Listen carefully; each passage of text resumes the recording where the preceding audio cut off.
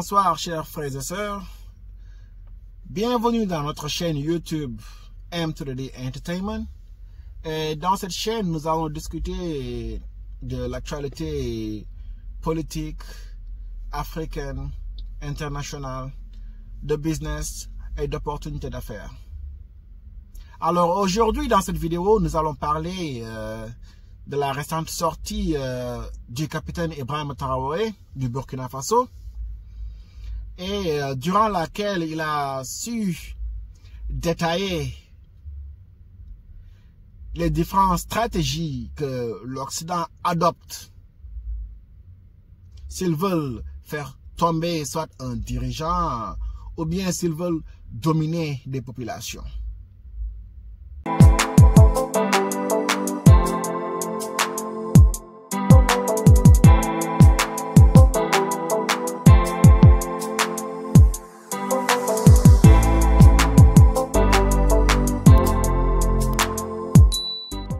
Peut-être qu'il reste encore certains frères qui ne comprennent toujours pas les enjeux. L'Afrique est le futur. Ils le comprennent tous. Alors, ils feront de sorte que vous allez toujours rester à dormir. Ils vont vous distraire par des séries télé et autres. Ils vont vous distraire dans les films, vous montrant ce qu'ils veulent que vous voyez, ce qu'ils veulent que vous croyez. Vous allez les voir tous les jours. Comme petite anecdote, durant la Seconde Guerre mondiale, quand les États-Unis ont été vaincus à la fameuse guerre de Dien Bien Phu dans le Vietnam, et Hollywood soudainement a sorti le film Rambo. C'est-à-dire un mercenaire qui va aller détruire toute une armée dans une population. Vous pensez que ce sont des réalités? C'est juste qu'un film. Mais c'est pour vous amener à croire qu'ils sont les super forts, les puissants, ils dominent le monde et tout. Mais il n'en est rien de tout cela. Et ils vont les chanter. Depuis votre jeunesse jusqu'à l'âge adulte, vous allez toujours croire à ce même phénomène de cela domine ceux-là. C'est de la même manière que certains frères ont toujours l'esprit, entre guillemets, de homme enchaîné, pour ne pas dire le mot. Mais vous êtes les plus forts, mais vous l'ignorez. Alors, dans ce discours d'Ibrahima Traoré, vous allez pouvoir comprendre les superfuges que l'Occident utilise pour amener votre propre frère à vous combattre. Et ils les ont très bien réussi. Regardez ce qui s'est passé en Libye. Kadhafi. C'est les propres Libyens. C'est son propre peuple qui l'a combattu. Qu'est-ce qui s'est passé en Irak? La même chose. Et regardez en Afrique ce qu'ils font. Ils ont amené, par exemple, ils ont pu manipuler, vous savez, il y a toujours des gouverneurs en Afrique. La Côte d'Ivoire qui entraîne des mercenaires pour aller au Mali. Tout cela, on y a assisté. Et jusqu'à présent, ils tiennent à toujours être le béni-oui-oui de ces Occidentaux. Mais la jeunesse africaine a compris. La jeunesse est réveillée, elle a compris. Mais sans plus tarder, écoutons le discours d'Ibrahima Traoré. C'est très important la conclusion que nous avons tirée et ça doit vous permettre de comprendre le monde. Parce que souvent, dans nos contrées, nous n'avons pas cette perspective de pouvoir avoir accès à certaines personnes qui vont vous enseigner beaucoup de choses à travers leur comportement, à travers leurs propos et aussi en vous disant comment ils nous voient. Camarades, Dieu a créé le monde avec tout ce qu'il y a comme bonheur, comme malheur, comme bien, comme mal, les humains, les génies, les animaux et tout ce qui va avec. Mais nous, humains, avons décidé de faire du monde autre chose. Chez les impérialistes, ils ont une vision du monde que je m'en vais vous expliquer. Le monde se résume en un triangle pour eux. Vous verrez le triangle dans la plupart de leurs insignes. Peut-être que vous ne comprenez pas, mais le monde se résume en un triangle.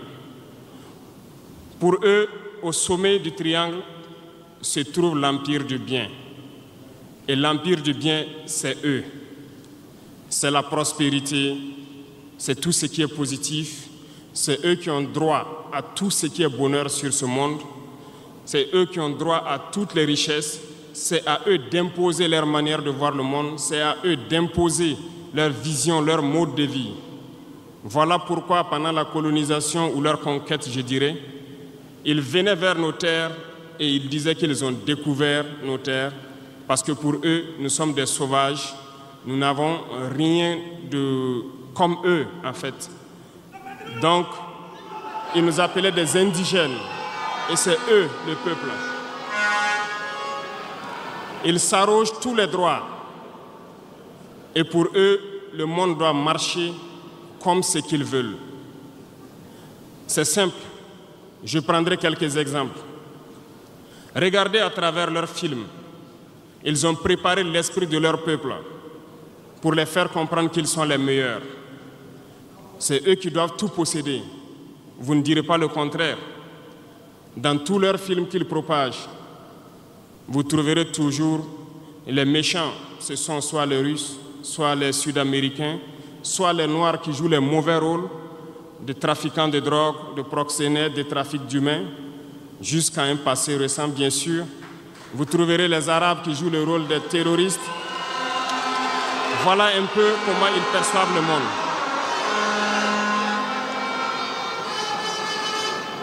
Quand je prends sur le volet économique, qui parmi nous n'a pas traité les produits chinois des produits Shintok, comme on aimait l'appeler, de mauvais produits?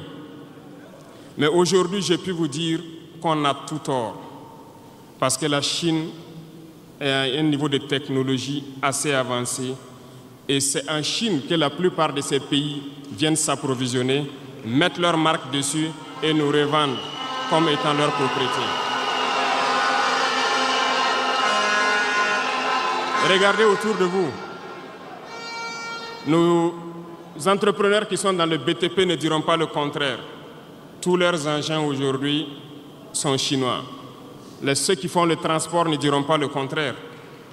Ils nous ont menti parce que nous avons fait le tour du monde un peu dans ces 20 mois pour chercher des entreprises, pour chercher des usines. Et nous avons compris que tout revenait là-bas. Mais par leur communication, ils nous ont amenés à détester tous les produits chinois, à vouloir nous faire comprendre que ce qui est bon venait de chez eux, pas forcément d'ailleurs. C'est simple. Remonter le temps.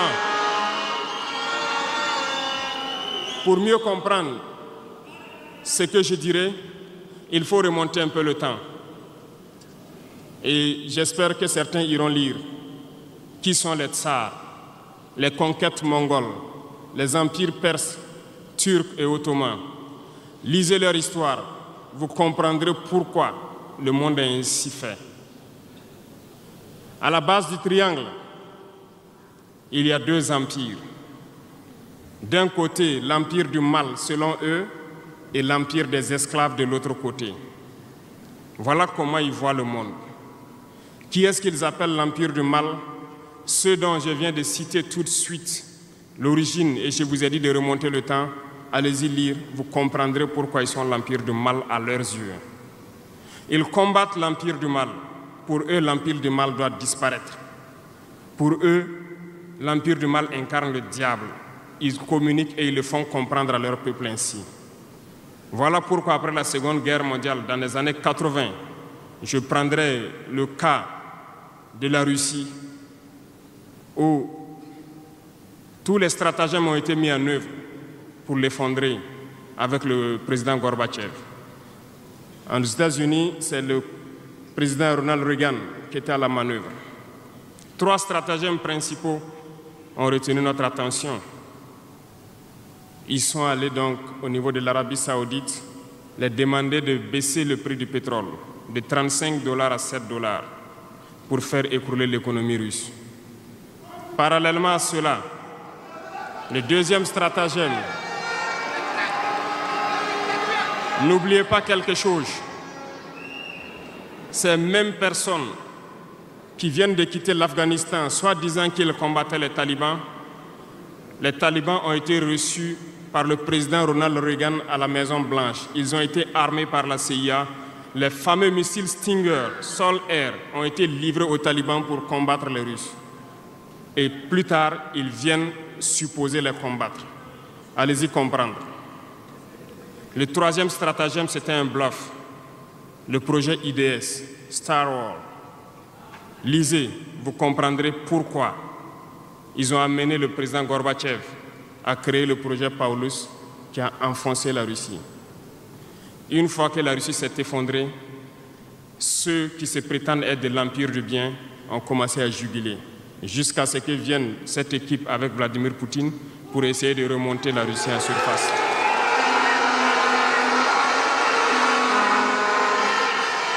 L'Empire du mal, selon eux, a beaucoup souffert. Regardez l'Iran aujourd'hui, toutes les sanctions possibles. Regardez comment ils qualifient certains peuples. Par la communication, ils peuvent arriver à vous amener à faire détester un peuple ou à aimer un peuple. Ils sont très forts dans la communication et ils passent par tous les canaux possibles. Regardez les guerres qui sévissent. Ils ont tout inventé pour leur propre intérêt. Et enfin, l'empire des esclaves, selon eux, c'est l'Afrique et certains peuples d'Amérique du Sud. Dans leur tête, comme je le disais dernièrement, l'Afrique les appartient, nos terres les appartiennent, les richesses de l'Afrique sont pour eux. Et ils ne peuvent pas concevoir que des Africains puissent s'émanciper, sortir la tête de l'eau et vouloir donc les tenir tête. Et pour cela, ils se sont mis un cliché en tête. L'Africain est facile à manipuler, il n'est qu'émotion. Ils trouveront toujours un Africain pour lutter contre son frère. Et ça a toujours été comme ça. Par la communication, ils vous ont amené à détester votre propre couleur de peau. Dans nos cultures, et dans beaucoup de cultures, au Burkina Faso ici, le deuil était symbolisé par la couleur bleue. Lorsqu'une femme perd son mari, elle portait donc des tenues de couleur bleue pour faire son deuil pendant un temps donné. Ce sont eux qui sont venus vous dire que le noir symbolise le deuil, le diable, la médiocrité, tout ce qui est mauvais. Et malheureusement, nous avons tellement avalé ça que lorsque nous sommes en deuil, nous nous mettons également en noir. Il faut que nous nous réveillons.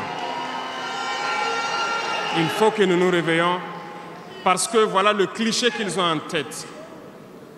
Eux, ils sont l'empire du bien, d'autres sont l'empire du mal et nous, nous sommes l'empire des esclaves. Voilà comment les impérialistes voient le monde. Il faut que vous compreniez cela. Et là, je m'en vais faire un coup de gueule à l'endroit donc de certains intellectuels qui continuent de vouloir prêcher pour les impérialistes. Est-ce qu'ils ignorent cette partie de l'histoire? Je n'invente rien. Ça a été déclassifié, vous trouverez tout ce que j'ai dit dans les bibliothèques ou partout sur les moteurs de recherche. Ces intellectuels n'ont-ils pas lu cela? Ne connaissent-ils pas l'histoire de ce monde? C'est peut-être par malhonnêteté ou quelques billets de dollars qui les amènent à toujours prêcher pour les impérialistes. Il faut que nos intellectuels arrivent à tout moment à prêcher pour conscientiser nos peuples, nos masses populaires, pour qu'ils comprennent d'où ils viennent et comment ils sont vus des impérialistes.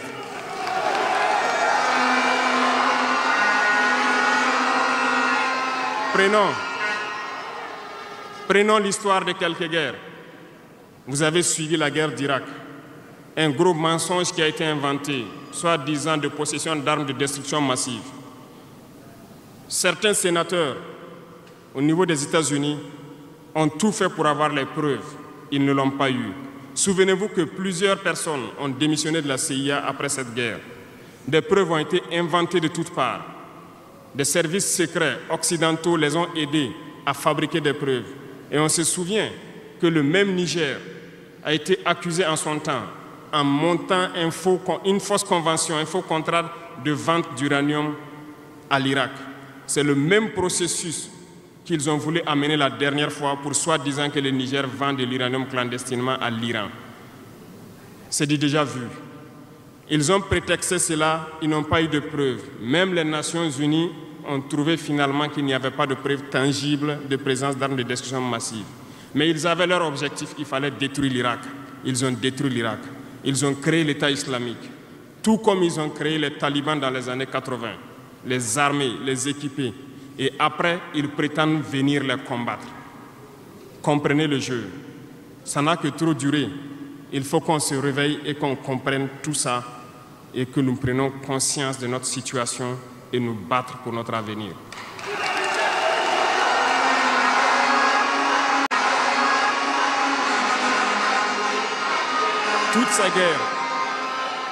Toutes ces guerres ont été inventées, passant par l'Irak, la Syrie, la Libye, dans le but de déstabiliser le monde à leur profit, parce que nul ne doit pouvoir les égaler. C'est ce que nous vivons aujourd'hui dans le Sahel aussi à travers le terrorisme qu'ils nous ont imposé, parce qu'ils trouveront toujours des Noirs qui vont s'exciter et qui vont prendre les armes contre leurs frères noirs. C'est ce que nous vivons. Et ils n'ont jamais quitté ce modèle. Malheureusement, beaucoup de gens leur donnent raison. À cause de quelques billets de dollars, ils se vendent très moins cher à l'ennemi, à l'impérialiste, et ils se mettent à combattre leurs frères. Je voulais faire ce petit historique du monde pour que vous compreniez comment l'impérialisme voit notre monde. Ça se résume en ce petit triangle.